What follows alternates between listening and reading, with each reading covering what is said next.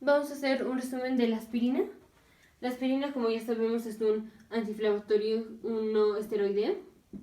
Un antiinflamatorio no esteroideo, o sea, un AINE,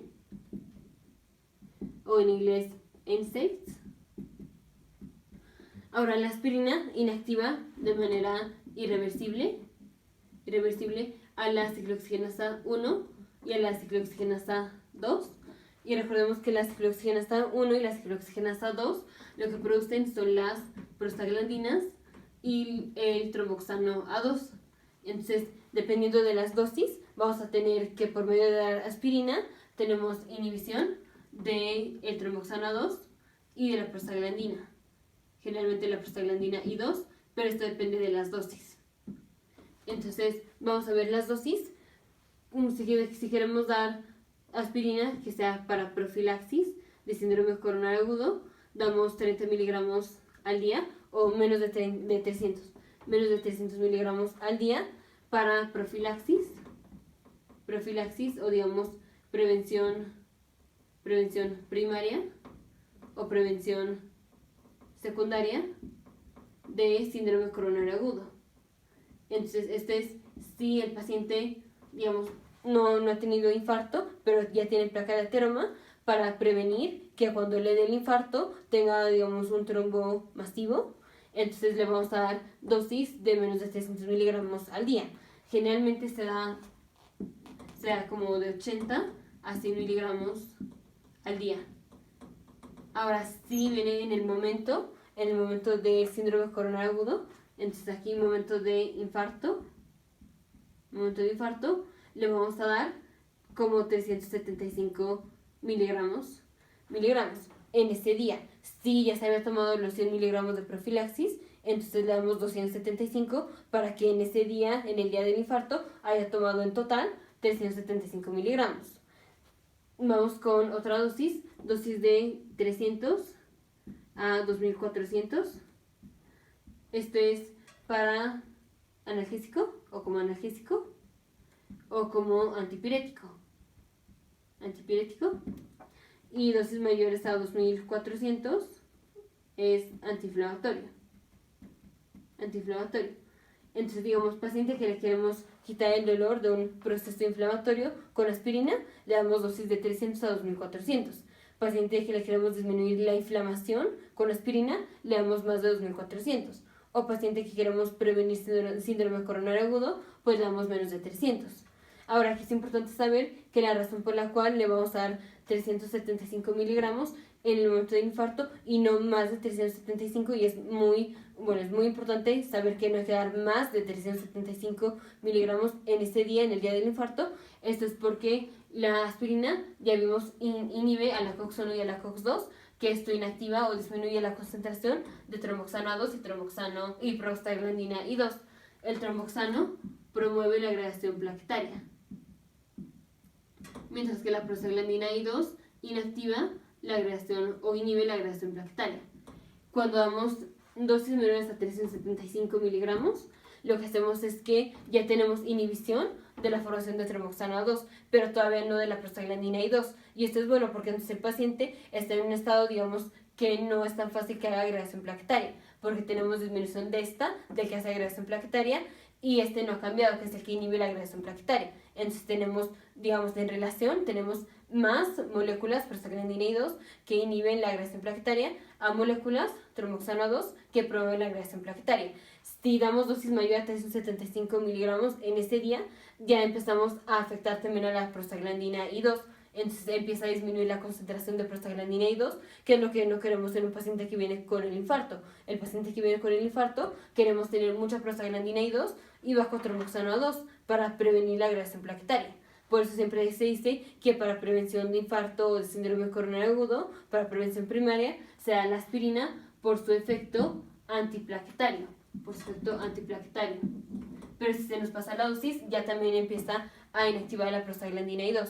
Pero bueno, esto es del infarto, o esto es del síndrome coronario agudo, y esto es antipirético y analgésico, y pues esto es antiinflamatorio. Estas son las indicaciones. Ahora vamos con los efectos adversos. Obviamente si se nos pasa la mano, pues el paciente va a tener sangrado, porque no estamos haciendo la agregación plaquetaria.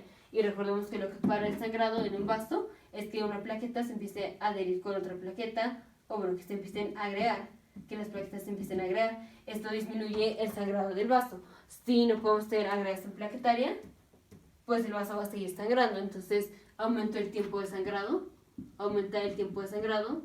El tiempo de sangrado es ver cuánto tiempo se tarda el paciente en que deje de sangrar, que generalmente es de 2 a 7 minutos. Eso es lo normal. Entonces obviamente va a ser más que esto. Otro efecto adverso es síndrome de Reye.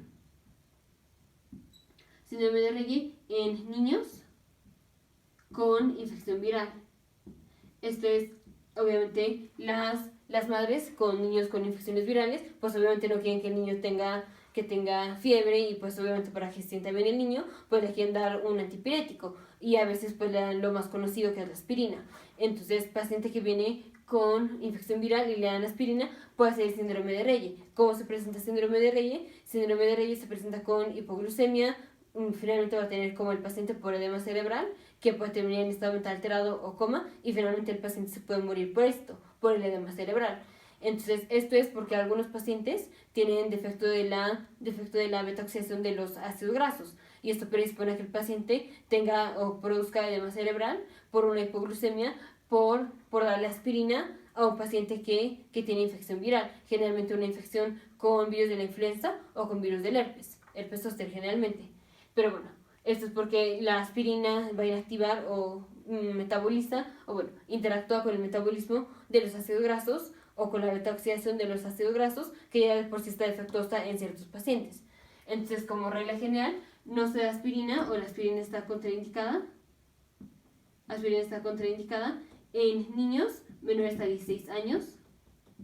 Por cualquier motivo no se le va a dar aspirina a un niño menor a 16 años. Generalmente, si presenta síndrome de Reye por aspirina, es un niño que está menos de 14, 13 años más o menos. Pero para estar seguros, niño menor de 16 años, o bueno, niño o niña menor de 16 años, no le vamos a dar aspirina, porque tiene riesgo de hacer síndrome de Reye. Ya si son adultos ya no pasa nada. Entonces, más de 16 años se le puede dar aspirina. Mientras sea menor de 16 años, no se le da aspirina. ¿Qué otra cosa? Es que el paciente tenga alcalosis respiratoria. Alcalosis respiratoria. Entonces, ¿por qué si a un paciente le estamos dando aspirina, que es un ácido, es el ácido acetil salicílico? Porque si al darle un ácido vamos a tener una alcalosis. Recordamos que el ácido lo que hace es que disminuye el pH, entonces esto sería una acidosis metabólica, porque está teniendo una alcalosis. Eso es porque la aspirina llega de manera directa al bulbo raquídeo, que es parte del tallo cerebral, llega al bulbo raquídeo, y recordemos que aquí tenemos el centro de la respiración, o el control de la respiración. La aspirina lo que hace es que aquí en el bulbo raquídeo promueve la hiperventilación, o hace que el paciente respire muchas más veces por minuto, aumenta la frecuencia respiratoria. Entonces el paciente tiene hiperventilación, esto hace disminución de la concentración de dióxido de carbono, esto hace que el paciente tenga menos ácido carbónico y por tanto va a tener menos hidrogeniones, por tanto va a tener aumento del pH, que esto es una alcalosis por una causa respiratoria, porque el paciente está hiperventilando. Entonces, alcalosis respiratoria, esto se da de manera temprana. Si ya pasan unas horas, el paciente puede tener una acidosis metabólica. Ahora aquí hay que tener mucho cuidado. Generalmente cuando tenemos una alcalosis respiratoria, los riñones compensan haciendo una acidosis metabólica, pero la manera en la que compensan se tarda como 1, 2, 3 días más o menos. Entonces aquí la acidosis metabólica, que fue horas después de que el paciente vino con la intoxicación por aspirina, o la acidosis metabólica no es por una compensación de la alcalosis respiratoria, no es por compensación, sino que es por efecto directo de que se le puso mucho ácido al paciente. Entonces ahora sí ya viene con la acidosis metabólica, pero no es compensación de la alcalosis respiratoria. ¿Y qué otra cosa? El paciente puede tener tinnitus. Esto va a ser por daño a las células del oído, a las células del órgano de Corti. Entonces finalmente el paciente puede tener sordera, que va a ser una sordera neurosensorial, porque hay daño al nervio. Y generalmente esto es igual de manera temprana. o sea, digamos al poquito tiempo que el paciente se intoxica con la aspirina. Entonces, indicaciones, ya vimos, efectos adversos, sangrado, síndrome de Rayleigh en niños menores a 16 años con infecciones virales, alcalosis respiratoria de manera temprana y tinnitus, o acidosis metabólica de manera tardía. Y como tratamiento para esta acidosis metabólica vamos a dar bicarbonato, porque al dar bicarbonato estamos atrapando las hidrogeniones. Recordemos que la acidosis, aquí tenemos muchas hidrogeniones y por eso tenemos disminución del pH. Entonces al dar el bicarbonato estamos atrapando las hidrogeniones, entonces va a aumentar el pH y el paciente ya no va a tener o va a tener menos acidosis metabólica. Nos vemos en el siguiente video.